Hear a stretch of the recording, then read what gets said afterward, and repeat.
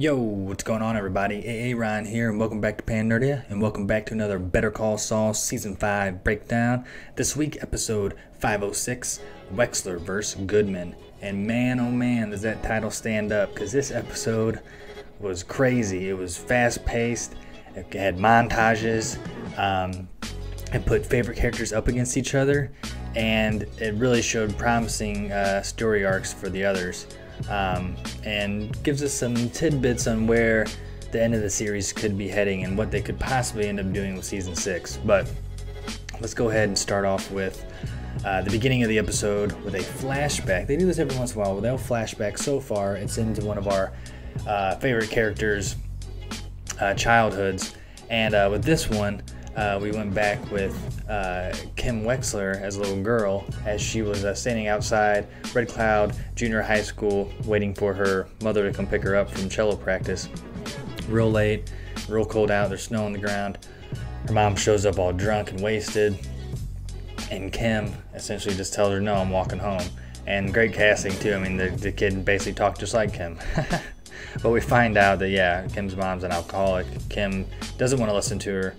Her mom even says that, so you never listen. So of course I've jotted that down, because I think that comes to play later into why perhaps Kim's eventual downfall, and most likely there is going to be a downfall, is not only Jimmy or outside cause, but a lot of it comes down to herself, right? She just doesn't listen, man. But we then jump into a great little commercial, an old school one. It's actually a Mesa Verde commercial that features Kevin's father. Kevin, the guy running Mesa Verde, that Kim's working for, that Jimmy's, or Saul I should say, is trying to bring down. Well, we get a commercial. It's pretty hokey. Yup. And after we view that, it's all based on another game that Jimmy's trying to play to help him and Kim's little what should I call it, spark of genius to take Kevin down. So essentially Jimmy's showing this to his little camera crew, the college kids, and I was wondering how they can essentially make a fake one, or make it look like it was filmed back in the 70s or whenever it was filmed. And even on the small 16:9 ratio and stuff like that. They eventually settle on green screen in it, because all the locations that Saul envisions are, just a little bit too much, with all the prepping and actors and locations and equipment and everything like that. It's going to be a little bit too much money, really, but time as well. So that's where they plan on doing the green screen. And, well, they make it happen, Captain, in the salon with some green spray paint and a big curtain. And they get all kind of like local actors in there. Of course, the perfect people that Saul would get on a commercial. And what's so great about this, it really rings and echoes Tim and Eric Awesome Show, like these great ways of making these corny commercials and whatnot. And what's cool is Bob Odenkirk actually, I think, produced or helped produce the Tim and Eric Awesome Show, and actually really helped those guys and helped their career out a lot. Obviously they are who they are, and they're hilarious, but he was a big part of them being noticed and whatnot. But so during that whole green screen process, as he was filming, had the camera crew there, great montage, man. They just really hit it on the head with montages in this show, and man, oh man, great one. Action. Saul, he's like a freaking director. He's really putting everybody to use and really getting the best that he can get from these people. And as it's wrapping up, Kim pulls up and kind of sees the magic happening, but ultimately she wants to pull out. She tells Jimmy that Rich is suspicious, and she just doesn't feel it anymore, even though she's the one that didn't listen, right? She's the one that wanted to keep going when Jimmy gave her all the options, and he was like, "That this is what it could be, but it's gonna get dangerous," and she went that route. So there can where this goes from here, it's out of control at this point. Who knows who's the one who started to roll it down the cliff? But all in all, everybody seems to be going down, but one person, and that's Saul, because it's Saul Goodman, and we'll come back to him in a minute. But we get some more Nacho action finally. 2 episodes off from the Nacho Lalo thing. We did get Gus. We got other folks. You know, Mike's still involved too. Well, speaking of Mike, Gus and Mike pull up to meet Nacho as Nacho the informant explains Lalo's plans. Not only how he's taking out all the low-level drug dealers to hopefully, so the you know, DEA eventually, you know, through Nacho and stuff, eventually can start picking off bigger drug dealers and whatnot. So they have Victor taking care of that, you know, box cutter Victor, and then Mike is going to be in charge of making sure Lalo doesn't take down anything in terms of the chicken shack, you know, Los Pollos Hermanos, because he had plans, or at least Nacho told him that he had plans to sabotage countless restaurants, badmouth them, all sorts of stuff like that. You know, that way the cartel sees the chicken joint as a failure, and that Gus can't keep his shit together and they don't want to work with him anymore. So just ways to sabotage, right? So they have their jobs, but also the Nacho needs to report to Mike, right? So as everybody pulls away, and before Mike pulls away, Nacho and Mike have a little moment, because we know their history with the show. And Nacho goes on to pretty much kind of break down. He breaks down the most he can break down, right? While not looking like a little bitch in front of Mike, because these dudes are like hardcore dudes, right? And he essentially tells him, like, look, man, this guy, I don't know, you know who you're working for, but he's got like a gun to my father's head over this stuff. And I think that does hit Mike somewhere, but Mike's just kind of like, I already settled with Gus now, so it's like, I kind of almost sensed it, you know, via just the expressions and everything. And this is my prediction, is that after they could take care of Lalo, Mike's gonna help Nacho escape somehow, and then cover his tracks and make it seem that perhaps Mike killed Nacho, and that's what Mike's gonna tell Gus or something, and Gus is gonna believe him, and that's how Nacho gets away. We'll see, but first they gotta get rid of Lalo. But we then get a little sit-in with Kim and Rich and one of the assistants, as they, you know, because Jimmy agreed to drop it, so they have a settled, you know, a settlement, or a settled number that they're gonna go with, that Ackerman, the old man, was gonna take. It was like $75,000 is what they agreed on, and so they're all kind of celebrating, and that you know, Goodman would be in to you know, get everything finalized in the coming days. So so we get a little moment with Kim and Rich, as Kim does apologize for lashing out on him, but doesn't apologize for anything else. I think Rich really suspects something still, but since it got resolved and Kim said what she said, he ended up just saying, look, I just wish you wouldn't have yelled at me in front of the troops. So we're going to walk out and go to lunch. They're going to see us walk out in good terms. Boom, boom, boom. So at that point, it's kind of like, you know, boom, boom.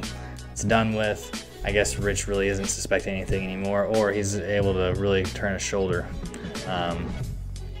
But we then get some Mike action as he begins his little plan to get Lalo away from the business aspect and keep him from snooping around freely around Albuquerque. So at first, you know, it's always a little confusing. You don't know exactly what he's doing right away, but it unravels in the Breaking Bad, the Heisenverse manner, as Mike's in a library talking to this lady named Lily who works there.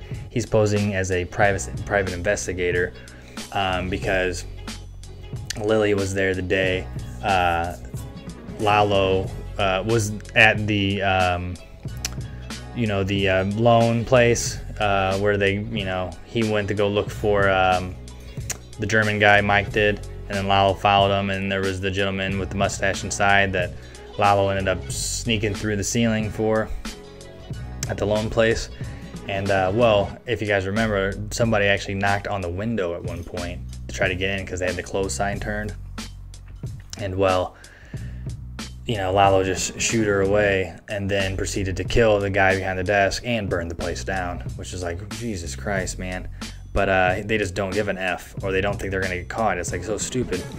But Mike knows about it, so he's gonna get her, the lady who knocked on the window, to, you know, basically point out that the vehicle she saw there was in fact Lalo's vehicle, this like 78 Monte Carlo, custom Monte Carlo gray, and I get her to call the detective down at the precinct about what she saw. And turns out the detective actually the guy from Breaking Bad, the one that was on and off the case with Heisenberg, and at one point even gave Hank the meth lab notebook from Gail Bedecker. Pretty interesting, right? But it's cool. Another Breaking Bad cameo there. So I don't think we've seen that detective in Better Call Saul yet. But anyway, so we get a little funny scene with Saul just kind of killing some time as he's deciding on what to do next. And well, we get Howard meeting with Cliff. You remember Cliff from season 2? Jimmy worked for him for a little bit, and then, you know, accordioned, or actually bagpiped his way out of the position, and didn't flush, you know, all that stuff. Well, they're having lunch together, and they get paid by some visitors that Jimmy sent along. You know, there's some customers of Jimmy's that you know, he wanted to help them out after they you know, used his service. He used their service by paying them to run up on Howard and Cliff at lunch, and basically act like Howard owed them money, calling him Howie. It was freaking hilarious. Totally a Saul thing to do. And as he was watching from his little yellow car with binoculars, planning his next move from what he's really doing, it was just him having fun. He's got like a list he's crossing off, and to piss Howard off in any way or get back at him is totally up his alley. And man, it was just like total Saul, man. It's just him having a good time and getting all giddy from it too. Is just like, ugh, love the show. So Howie. So anyway, we then get Mike at the at the actual precinct, and he's actually somehow infiltrated, and he's acting like a higher up there to one of the little mailroom dudes, and gets a special file, a file that's talking about Lalo's car, straight into the hands of the detective so they can see it, and it's right on top of their stack, so to speak. Another great infiltration scene there. We don't see how he got in, but he's in, and he's disguised again. You know, master of disguise Mike, man. He's in there and figuring out his shit. But we finally see the detective at that point, and they're on the case now. And well, then we get to the greatest scene of the episode, and probably of the season so far. There's been so many great scenes this season, but man, oh man. Man, was this scene just dropping the mic, dude. It was on fire, and Saul just dropped the mic, boom, and it just, wow, man. Like, we finally get the meeting, you know, the meeting I said days later, where Goodman walks in to Mesa Verde's meeting there at Schweikler and Coakley, and sits down, finally meets Kevin and the gang, as he says, and is there to finally settle. Well, Kim seems like it's all going good. She lays it out. You know, Jimmy's, of course, going in there, doing his jokes. Saul, I should say. And this is when I think everybody kind of figures that Saul's going to, do a little slipping. And, well, when Kim goes to agree for the, 45, that's their top limit, 45,000, which is totally under their original, like, 75,000. Jimmy shoots back with, nope, he's winning $4 million, which is like absurd, right? But this is when it goes off. Even Kevin's like, oh great, here we go. I knew there's going to be dickering, and this is it, so let's hear it. And Jimmy lays it all out there. Not only does he cause an uproar with the $4 million, he pulls up, before everybody walks out there, a commercial, right? The commercial that he ended up filming over, but he turned probably last minute and did a rough edit there as a sabotage, even more of a sabotage. and it, it had the same commercial with Kevin's father, yup, and him basically green screening everybody in front of that commercial, saying all the bad things that happened when they were at Mesa Verde, threatening to send this out to everywhere in the Southwest, and even if it gets taken off the air, the news channels will pick it up and it'll be on there for free. And so he's throwing them shit left and right, throwing everybody under the bus in the meantime, and not giving a shit, because it's what Saul loves. He loves getting a rise, and he wants justice. Even if Kim wants to pull out of this, technically it's still Saul versus Wexler, or Goodman versus Wexler, just like the title is, Wexler versus Goodman. Let me get that correct. Either way, it's perfect here, because she's getting so fired up and she is so blindsided by this, and he keeps hitting him and hitting him. He even busts out the coup de grace that Kim was going to use. The evidence they found by Trevor, Trevor from GTA, sneaking into Kevin's house. Turns out this famous photograph that was taken by this Native American artist, right? Kevin's father bought the original photo, but then Kevin had a copy of that on his desk. But then they ended up using that as the logo, just like a silhouette version for Mesa Verde, right? Which is why they keep kind of showing this horse this whole season, the Mesa Verde horse. And Saul gets him on copyright infringement. So he throws all this out there and then just walks out of the room like, I'm done here. Kim's left baffled. Everybody's freaking out. So much so that it seems like Kevin's about to break. And he ends up walking out and saying, I'm just going to the bathroom, don't worry guys. And ends up calling Saul with the, perfect little chimey number that he has.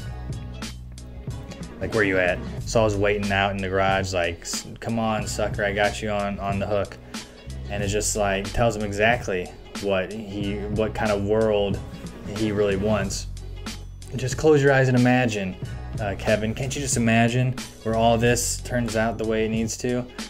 Not only does Saul suggest public apologies, not only for Mr. Ackerman, but as well as the artist and several other things. But just to do that and shake on it like men. And man, Saul is just on fire. And we get another Mike scene as the episode's starting to kind of tether down, last 10 minutes or so. Mike's still out to get Lalo stopped in his tracks. Finally uses the last little cherry on top as he pulls out his cop radio, plugs it in, his dispatch, calls in, and essentially using his old Philly police talk, runs the plates for the Monte Carlo, says where it's at, unplugs, and lets the show begin. And while as Lalo's snooping around town enjoying his day, he gets pulled over by like 8 cops or something, and they scoop him up, and he has nowhere to go. He even goes to reach for his gun at one point, but as the cops keep pulling up, he's kind of like, okay, this is it. So it's going to be interesting with what's going on next week with him, because I think Saul might get dragged into another case. Regardless, we get Jimmy at this point back at the Jimmy Kim apartment, and he's playing some Smoke on the Water, because he for sure put some on the water. That's for sure. And we get the first kind of fight, I think, towards a possible real end as things start collapsing, because as Jimmy just plays it off as cool, yeah, just doing my job and playing out your plan and protecting you, Kim's like, it's a lie, everything you say is a lie. Reflections of Heisenberg, perhaps? So yeah, they get into a big fight. It's really great acting at this point. And the whole series is in general, obviously. But this particular scene, man, like, you really felt it, like, when Kim was yelling where she wanted to cry because she didn't really want to say, like, it was really ending, or she didn't think, and even, like, the way Jimmy was acting, it was so, like, it's like I've been in those situations when you're, like, about to break up with somebody, you guys are, you're about to break up, and that feeling that comes up, that eruption of feelings, it was just very well done. And though it ended on such a head-turning moment to where Kim's like, unless we get married. So boom, bombshell there. What's gonna happen, right? Well, that's episode 6, guys. There's 10 episodes this season, so we have 4 more to go. We're on the back half, all right? Tonight started the back half of the season. There's a lot that's gonna happen. Is Lalo out of it, the picture this season, or is he coming back next season and out of it and then? You know, what's gonna happen? Are we gonna see Jimmy in the future, or Saul in the future again as Gene, and that gentleman who spotted him up north there? Are we gonna see that like on the finale or something? What's gonna happen to Kim? You know, is she gonna get disbarred at some point, or is she just gonna leave in general, leave Albuquerque? I don't think she's gonna die, but who knows with this show. All right, guys, that's it. That's all for Better Call Saul, season 5, episode 6. We'll be back for episode 7 next week. See you then. Stay clean, would ya?